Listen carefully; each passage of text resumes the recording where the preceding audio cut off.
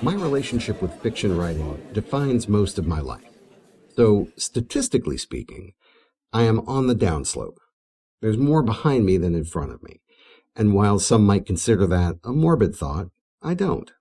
I've often looked back at my younger self and with pursed lips and a slow, mournful headshake, surveyed the follies of my youth, the undeserved arrogance, the hubris of my earliest opinions. As a 20-something, I wanted to be the hotshot superstar, rebel iconoclast, so I wrote in a style that was throwback futurism, influenced by writing from 30 to 40 years earlier, but with an edge that pointed to something new. At least that's what I told myself.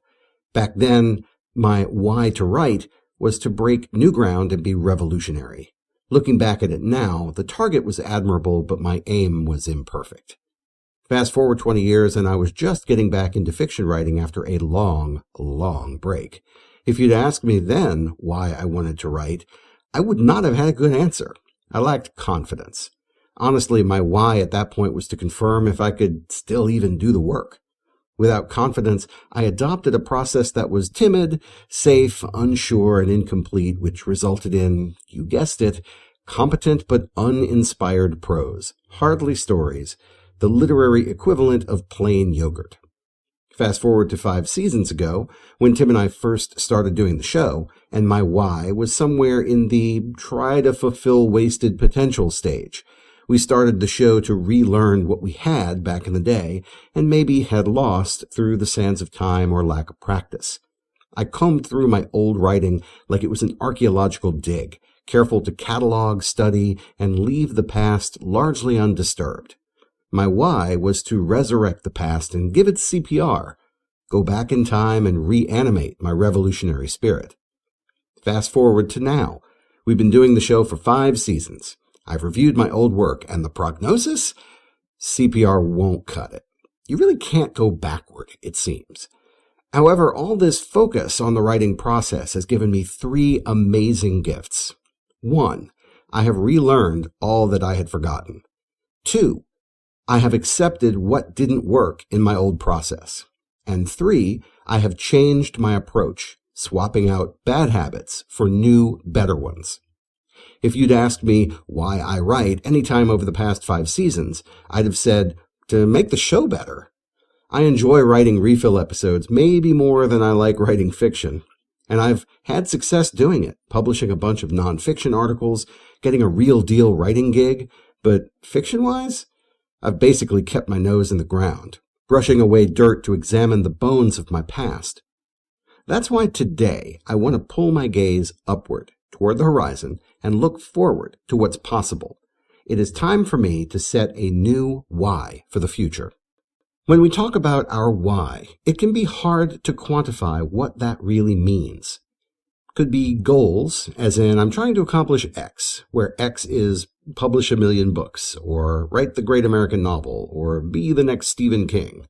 Goals are good, but what if we set unrealistic goals where the end is decades away if it's attainable at all? It could be satisfaction that we're shooting for, as in what makes the work fun for me, or rewarding, or worth doing. Some people love to journal and are content to write as therapy, tuck the notebook away in a drawer and never show it to the world. Other people want the accolades, the attention that comes from having done something notable.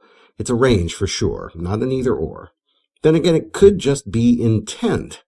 Define your why around what the work is for, as in, I write because I find it therapeutic, or I write because I want to be famous, or I write because I have something to say, or I write because I want people to feel my pain, think about the world differently, etc. In fact, intent may have nothing at all to do with you if you are focusing all your energy on the reader. For example, you could define your why as a counterpoint to a movement. Let's pretend you hate realistic fiction, so you devote your time to creating its counterpoint, maybe sci-fi or fantasy or speculative literature. Or maybe you just want to spearhead a rejection of what you hate, so you write satire or allegory to skewer the beast with your prose. Maybe you can't stand vapid Hollywood films, for example, where the formula is almost leaping off the screen. The charismatic, snarky action hero spars with the spunky love interest as they dodge a hail of bullets, breathily pausing face to face in an almost kiss before one says, "We've got to stop meeting like this," prompting both to then fire their pistols over each other's shoulders in perfect sync, dispatching another pair of faceless baddies. Maybe you exist exclusively to write a full-throated rejection of those "how the hell did this get made" kind of films. So look, a lot of reasons out there, for sure. The list is by no means exhaustive, but you can see how individual that decision really is. The why is going to be different for each of us, and it'll likely shift over time. When we looked back at my progression just a few minutes ago, I was pretty surprised at how my why had evolved over time. I don't pretend to have universal answers. Why we create art is a deeply personal thing, and I wouldn't presume to read your mind or guess your intentions. But I do contend it is worth defining and articulating, even if you only do so in private.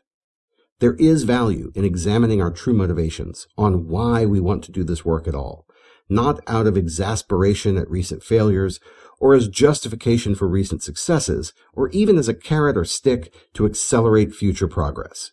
The why is really to paint the target so that, like a skilled archer with a fully drawn bow, we can perfect our aim. See you next week. Start writing.